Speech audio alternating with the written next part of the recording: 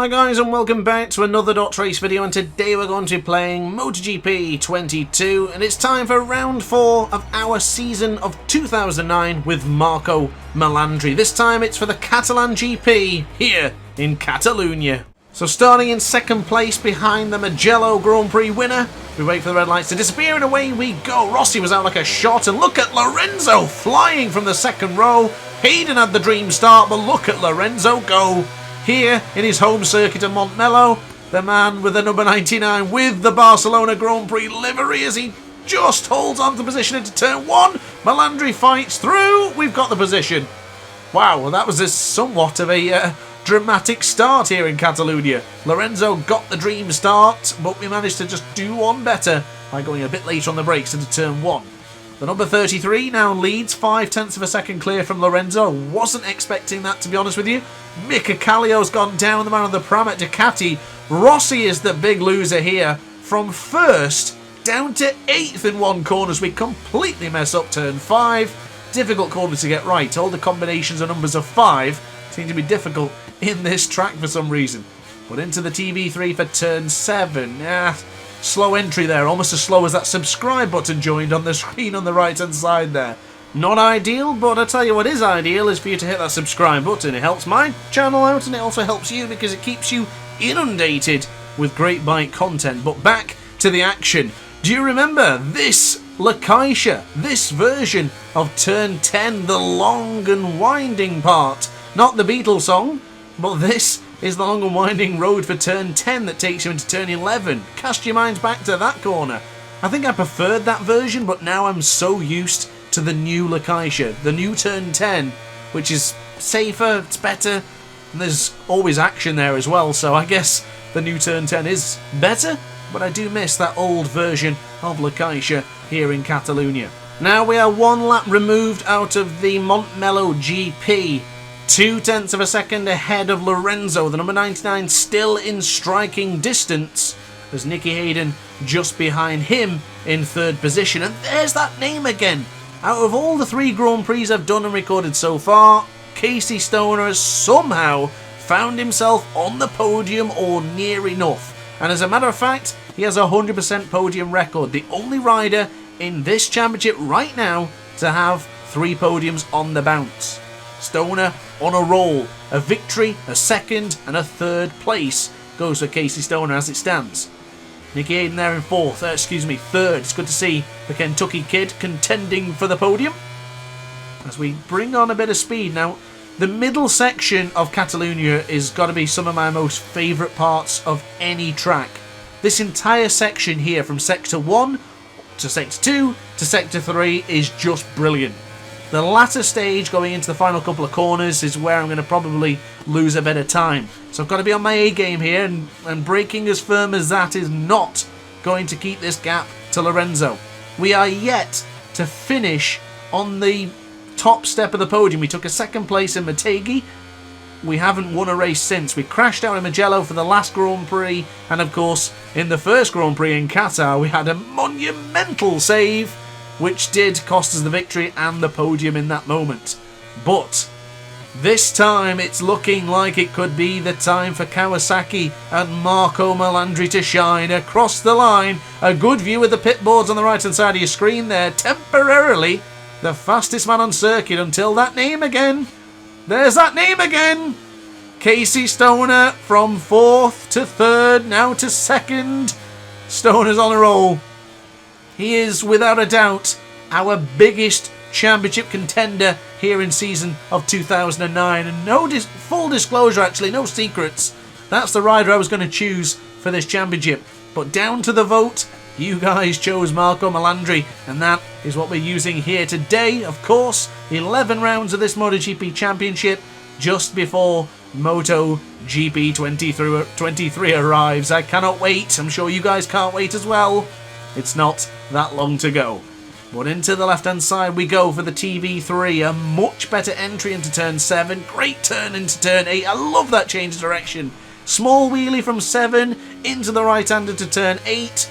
Bike starts moving, it starts wobbling. It just feels fantastic. Really enjoying this Grand Prix right now as we go into the old Lacaisha. There it is into turn 10. Very tight to the apex there. That's a mistake. Just showing a few weaknesses to the two factory Ducatis behind us. The GP9s are closing in. And I tell you what is closing in. There it is. There's that subscribe button. Look how slow it arrives on the screen. Oh, it pops up prematurely sometimes, but there it is, right on cue. I love to see it. But into the Europe car for 13, we bring on the power, and we'll get across to the pit board to see what it says. I can never really pick it out. It's so difficult to see, and I don't think I even seen it then. Let me know in the comment section if you actually look at those pit boards in this game. I don't tend to.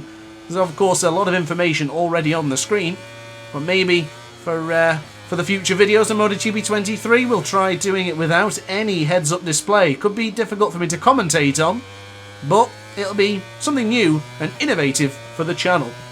So coming out to the right hand side there, we've seen Axel Bassani and Michael Ruben Rinaldi battling it out into those corners a few weeks ago in this GP.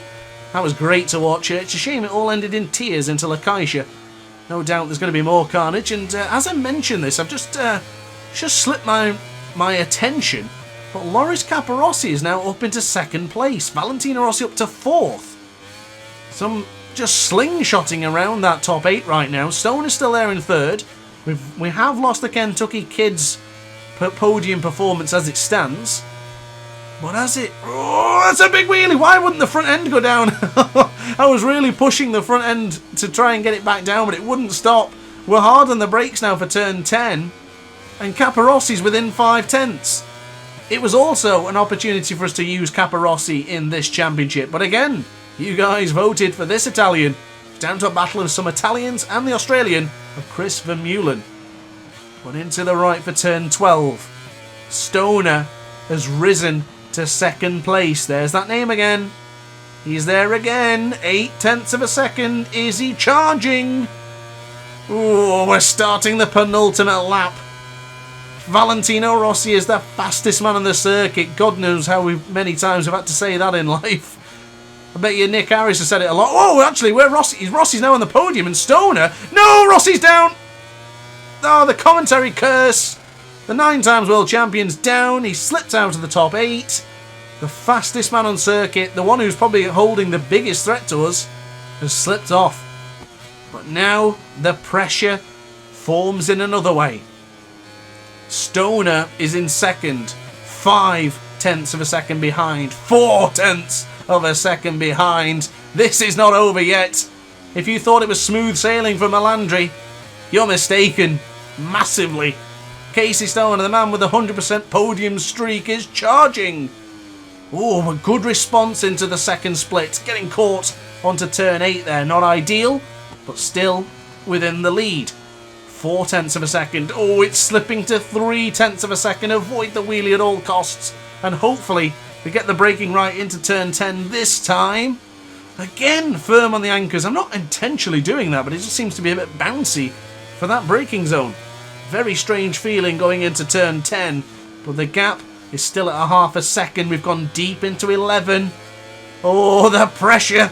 It is building, ladies and gentlemen. It is building.